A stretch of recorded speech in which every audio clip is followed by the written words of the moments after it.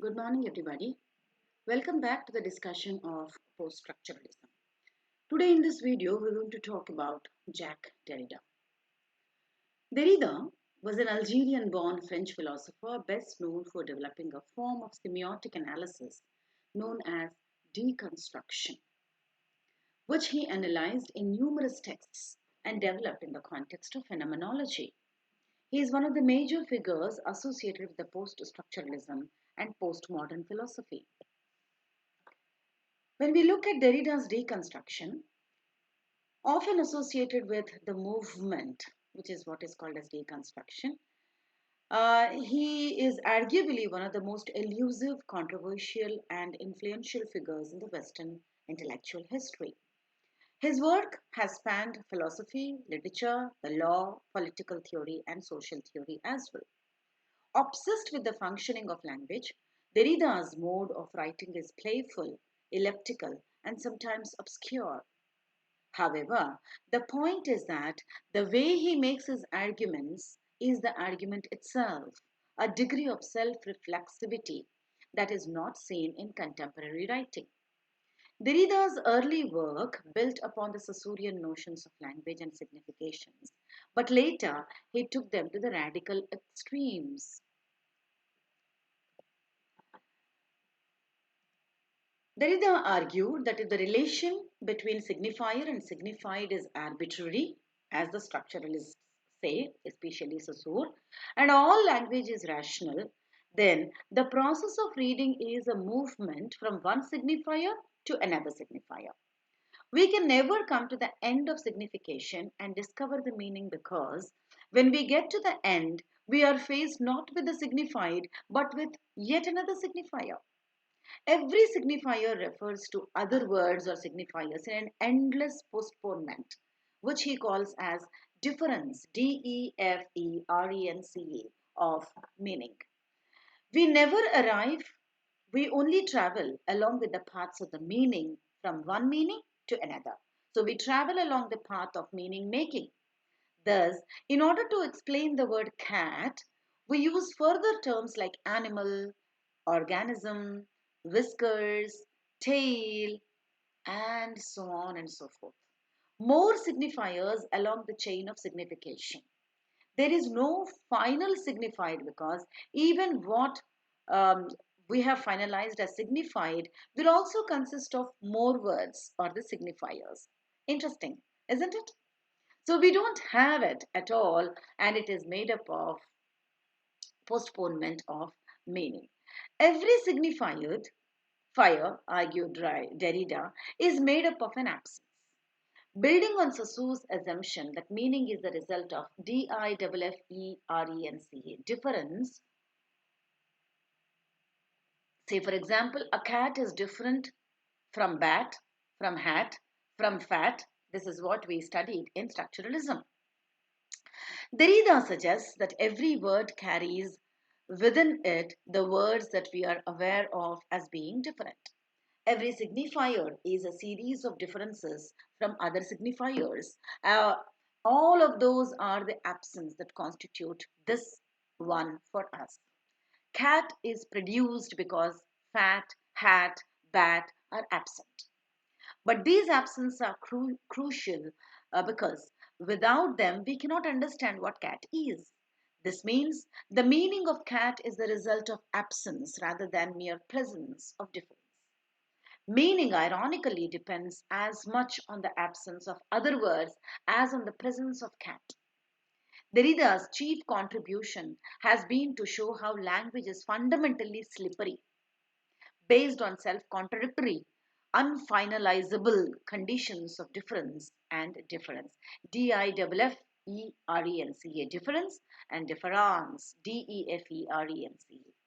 His arguments have focused on the need to pay closer attention to the way in which meanings are produced temporarily rather than with any finality through contradictions and ambivalence, and have consistently rebelled against any authoritative meaning.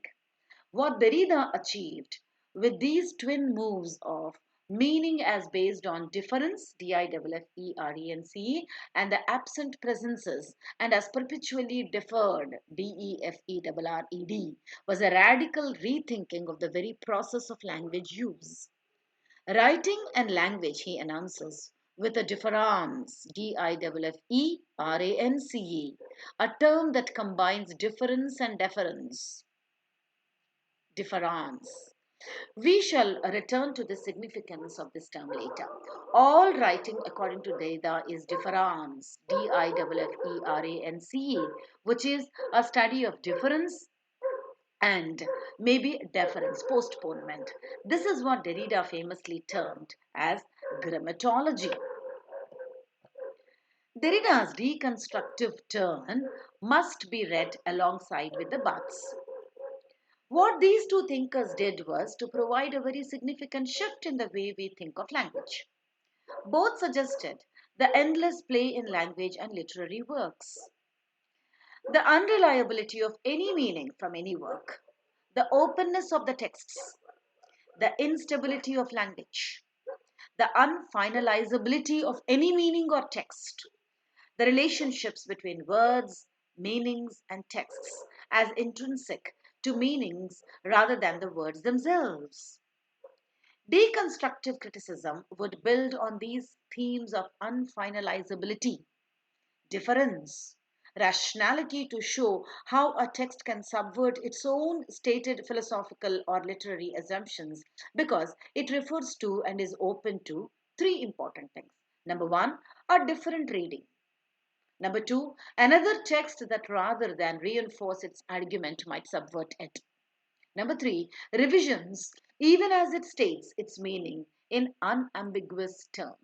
These three are very important to have a deconstructive criticism of Jacques Derrida. So, Derrida's deconstruction, if we seek a simple methodology in its practice, is thus interested in how texts break down, defeat their stated aims and purposes, rely on false or unsustainable oppositions, make use of figurative, rather literary or metaphoric language, even when trying to be empirical, reverse their own arguments, depend on other texts and signs, conceal arguments that are the very opposite of what they ostensibly show.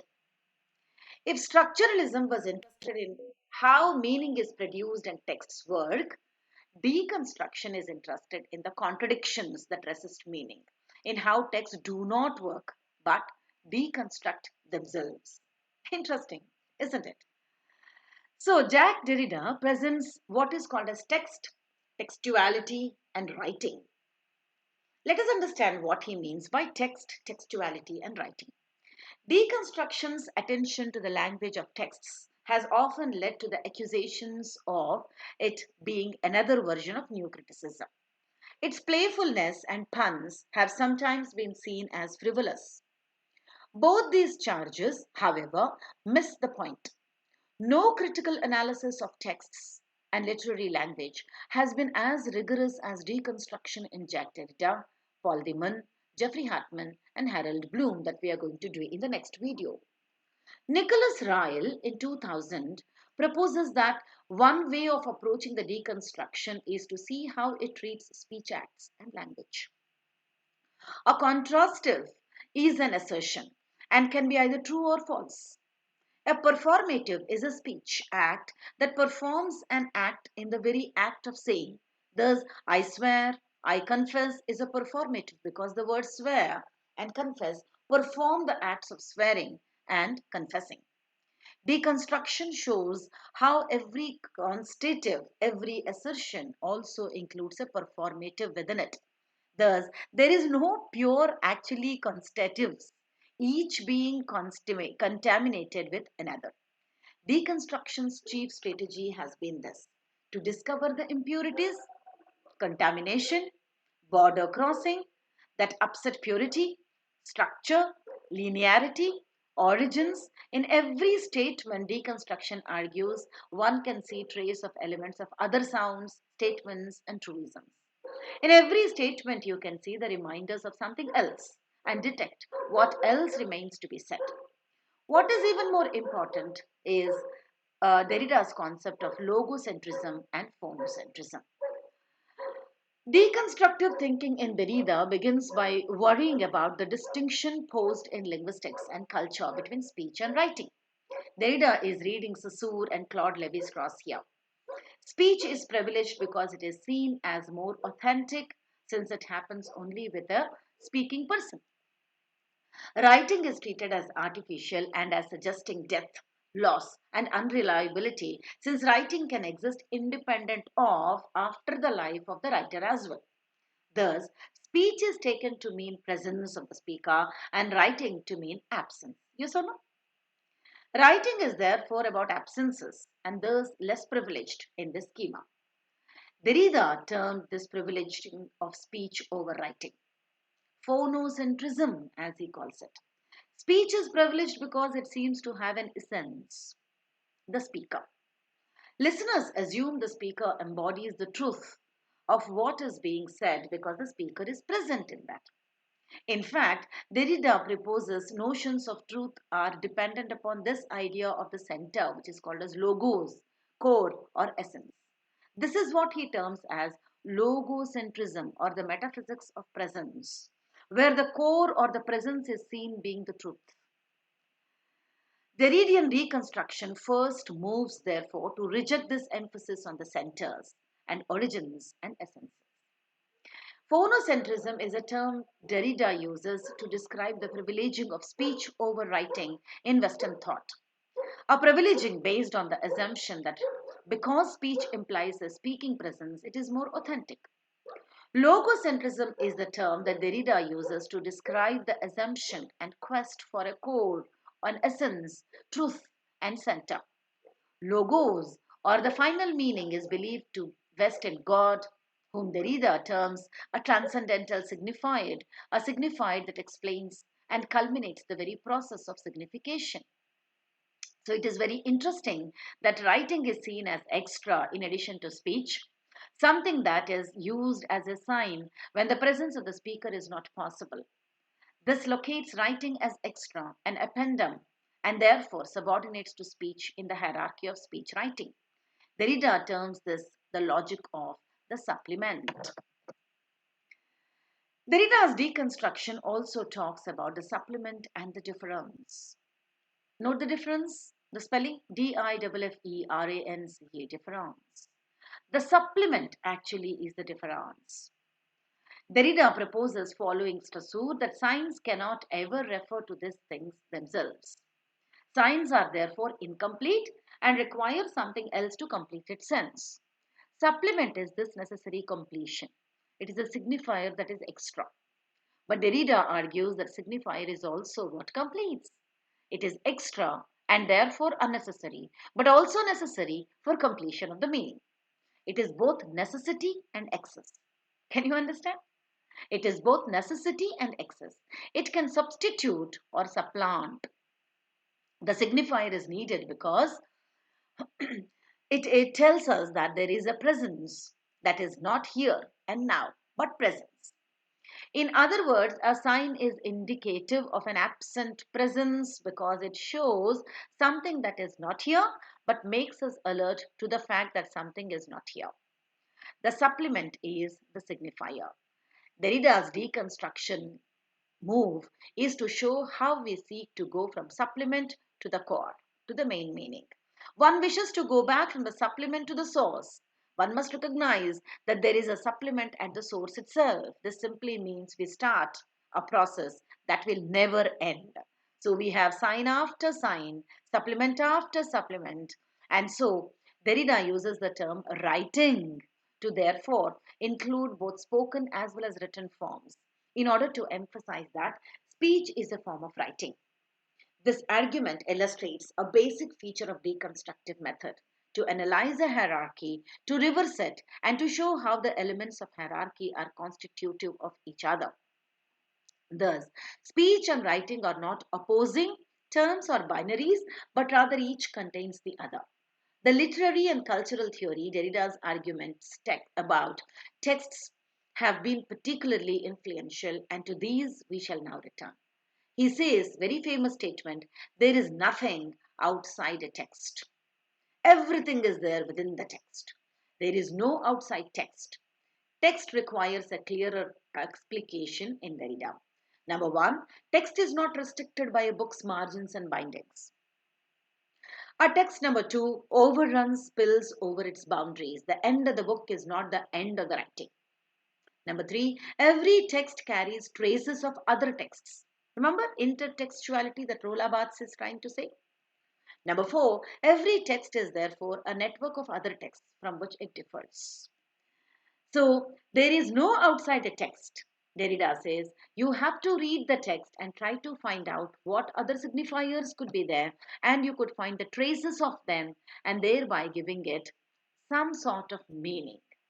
There is no outside the text signifies that one never exceeds a text without some relation to its contextual opposition. We keep on moving, meaning after meaning. Derrida here proposes that history, politics, economics, reality itself is based upon this difference, where you will never have one meaning. This is the basic difference between post-structuralism and structuralism.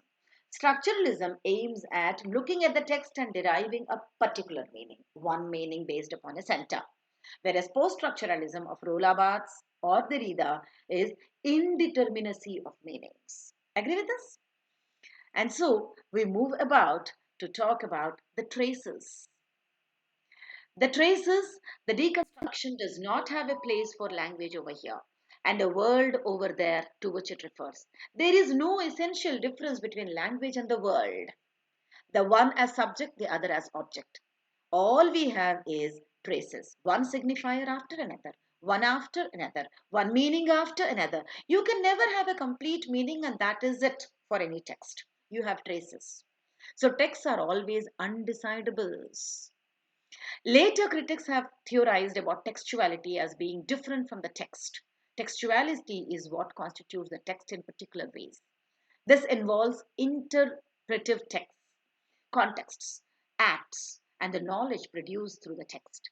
Textuality is the process of reading the text with no clear cut meaning. A text is the object that is read. A textuality is the act of reading and interpreting. This reading reveals the slippages of language. And so, Derrida writes, the reading must always aim at a certain relationship, unperceived by the writer, between what he commands and what he does not command of the patterns of the language that he uses. This relationship is not a certain quantitative distribution of shadow and light, of weakness or of force, but a signifying structure that critical should produce. Textuality, the process of reading, is what constitutes the text, as Barthes says and as Derrida says. In fact, Barthes talks about work and text. Remember? But this process of reading is undecidable, infinite, and open because we are always bringing other textualities into our reading. And this means because textualities are open and undecidable, texts are also rendered to open and infinite. So we can never produce a particular meaning within deconstruction. Right? Here we stop with the analysis of deconstruction of Derrida. Both Roland Barthes and Derrida talk about indeterminacy of meaning through the structuralist reading of the text, thereby leading to post-structuralism. Thank you for being a part of this video. Wait for the next for discussing many more concepts of post-structuralism. Bye for now.